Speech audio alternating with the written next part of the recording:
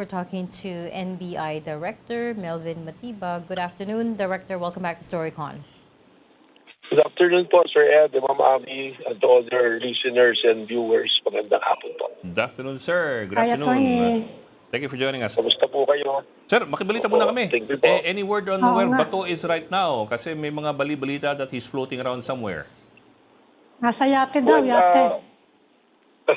Well, those are information na nakakarating din po. And rest assured that every information po na dumarating sa amin, we will take it as a lead and we will make an action on that. Titingnan po natin kung positive po yung mga lead na yan. And hoping na positive talaga para po we can effect the arrest. Pero other than that, na nasa yate or what, meron din pong ibang informations pa namin din pong sinusatlan. Director, this is Reg. You mean to say you haven't checked out that lead? Kasi pareho kami, I mean and I are in different newsrooms, but we both heard the same thing. Yeah. Alam niyo po, yung kasi pong problema natin isa dyan, yung mga ganyan po na information, we don't do it publicly, especially po na we are under surveillance and under verification for validation. But it doesn't mean na hindi po namin sinusundan o hindi po natin ginagawa na po. O sige, Attorney, tanong ko na lang yung yung sinabi ninyo na may balita kayo, balita lang naman, na yung 18 former soldiers na humarap kahapon doon sa Senado, mukhang nabayaran yata ng 5 million each. Can you give us more details about it? Ayan po.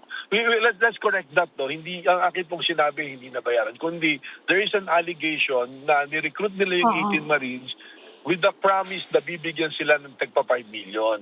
In particular po, yung isang taong sinasabi na kasambahay nito, yung nagtitistigo, ang unang pangako, doon sa out of 5 million, 700,000 muna, pero hanggang ngayon po, ang nabibigay pa lang daw is 350,000. So, kaya po, yun po yung istorya. Medyo hindi po na-pick up ng maayos siguro ng ibang nagbabalita, pero yun po yung eksaktong sinabi ko po. Yes, sir. Well, sir, actually, I've read the affidavit, although redacted nga yung mga pertinent portions. Pero in reading through the affidavit, was there anything there that can constitute a crime or a violation of law, which would bring in the NBI? Well, kung totoo po na hinihinga ng tistig ng affidavit na may bayad, meron pong haharapin sa revised penal code dyan, maaari pong perjury. Saka meron din po pwede rin maging mangyari niyan is obstruction of justice dahil nililigo po at saka po false testimony. Marami pong mga pwede maya. Kaya nga po natin pinapasabi na si Mike Defensor at saka yung tao po na Maris na binanggit, ang gusto po natin magbigay linaw po at sagutin po at matanong natin sila tungkol po dun sa inisyo po na affidavit ng tao na yan. Yes, sir. Dapat maunawaan na yung pong pag-issue namin ng subpoena, hindi nangangahulugan ka agad na suspect ka na ikaw ng pinagbibintangan. It's more on a finding po, tsaka po to give testimony, clear the issue. Ngayon, kung ang aligasyon pa nga sa kanya dahil sinumpaan nyo at ina-aligasyon na siya ng gano'n at hindi naman pa totoo, tutulungan pa po natin siya ng NBI na mag-pursue ng kaso doon sa taong nagbibigay ng testimonya laban po sa kanya. I asked that kasi in reading the affidavit, ang sabi rin doon kasi supposedly ang sabi ng is it Afayant? Tama ba? Afayant? Fiant. Opo. Ang sabi ng Afayant ang sabi raw sa kanya ng dating Marine ang hinihingi naman sa akin sabihin ko anong nalalaman ko. At ang kapalit niyan ay tulong dahil wala kaming trabaho ngayon.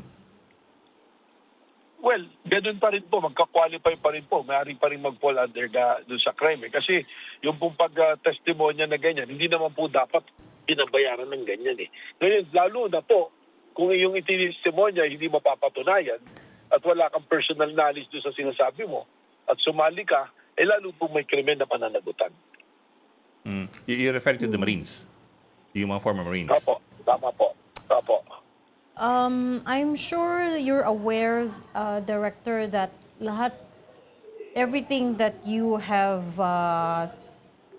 accused former Congressman Mike Defensor of, he has denied from yung the KTV bar raid to this one, yung the Marines getting offered cash.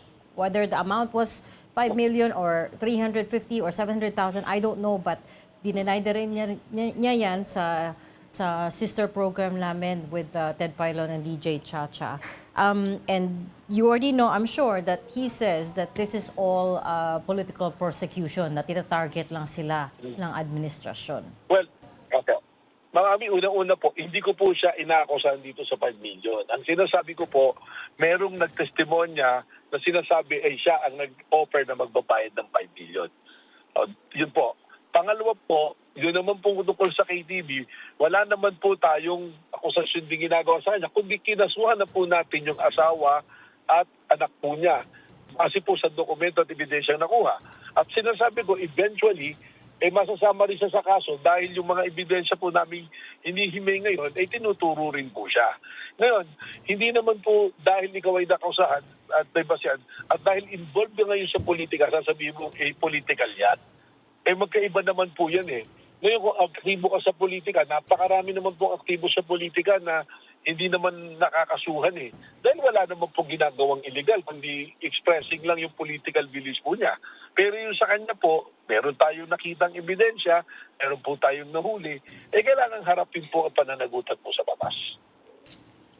Ano yung liability with the if you so you're investigating the tip that inofferan ng pera tong mga 18 former, I don't even know what to call them, by the way, because as we were talking, I got a Former message. soldiers. Well, I got a message from AFP spokesperson Colonel Sherces Trinidad. Sabi, some reports have collectively described them as Marines or ex-Marines, but it's important to note that they were no longer in active military service and that some of them were not even Marines. So hindi ko na rin alam ano Marines. tawagin sa kanila. Basta yung Kaya- 18 so-called former soldiers Marines. lang. So, yung Philippine Marines, Philippine Navy, and now the AFP has all said that not all of them were ex-Marines. But in any case, ano yung liability doon?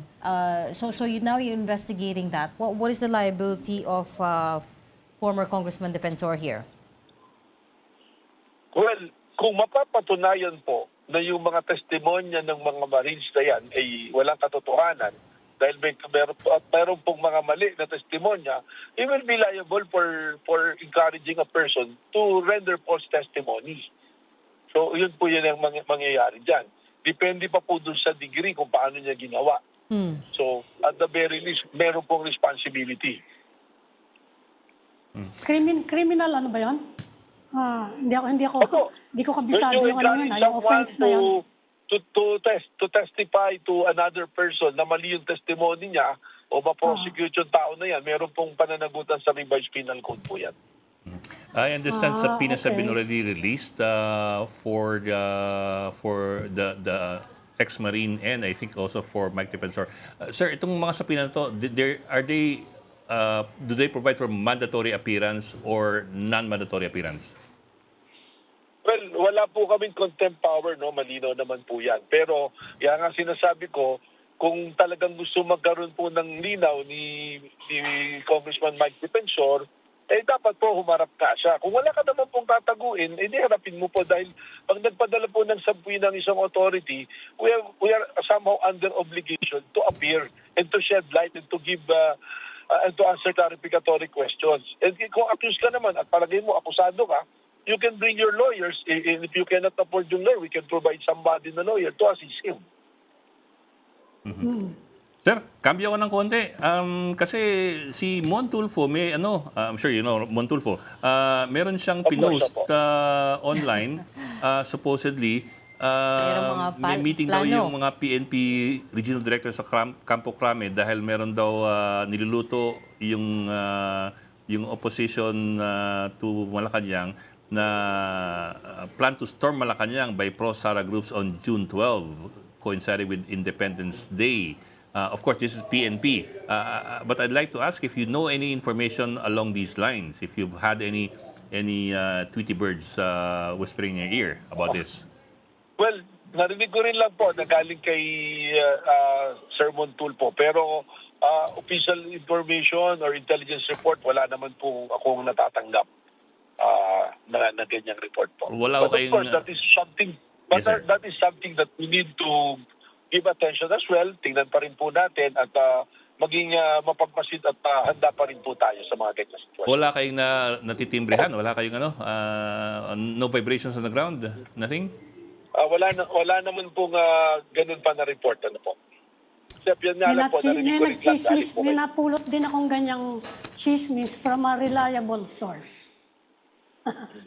Pati yung venue, Well, if that is the balak daw case, mukhang kami po, we will mukhang also magmamarcha daw from mukhang magmamarcha from Rizal Park to Malacanang. Yan yung chismis na nasagap ko lang naman. Pero medyo reliable yung chismoso. Huwag mo tawagin chismoso kung gano'n. Nagsabi sa akin.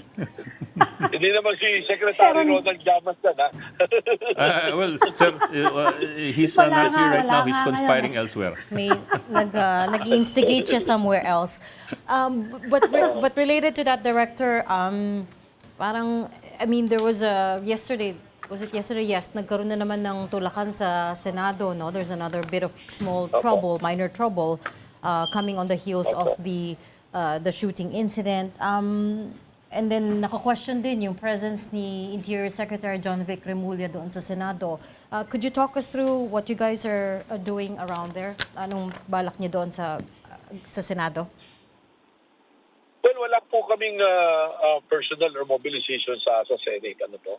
I think kaya nandun si Secretary John Vic, he was asked by Acting Senate President Ping Gatchalian to provide additional security, and he responded because it's the primary job naman po ng PNP. But if he will be asked also to assist, we will be more than willing to assist po and help po the Senate po. But there has not been mobilization from the NBI to the Senate at the moment. Wala po, wala po. Okay. Unless si Senator Bato will be there, then we will be there po. Speaking of speaking again of Senator Bato, do you guys have any strong leads at the moment, or Meron po kaming sinusundan. Apo. na ano naman, it's a strong solid lead? I will hope na ganun po. Pero seryoso po namin binabantayan at nagsisurveillance po. What Okay. about for Monday? Kasi mukhang magkakaroon na naman ng konting excitement dyan. Dalawang grupo na naman yung lalabas doon. Konting Meron ba kayong excitement. mobilization on the part of the NBI? Although medyo pulisya tayo. Yan. Saka Sergeant at Monday Arms. po, sa Monday po, nandyan po ang NBI because we were invited as a resource person po. Okay. Okay. Okay. Di mo But not for kailangan secure, huli. not for crowd, Hindi naman baka Not magkaroon na for naman crowd. ng mga Hindi po. warning shot dyan, Wala namang ganon, wala. Hindi, naman po. not for security.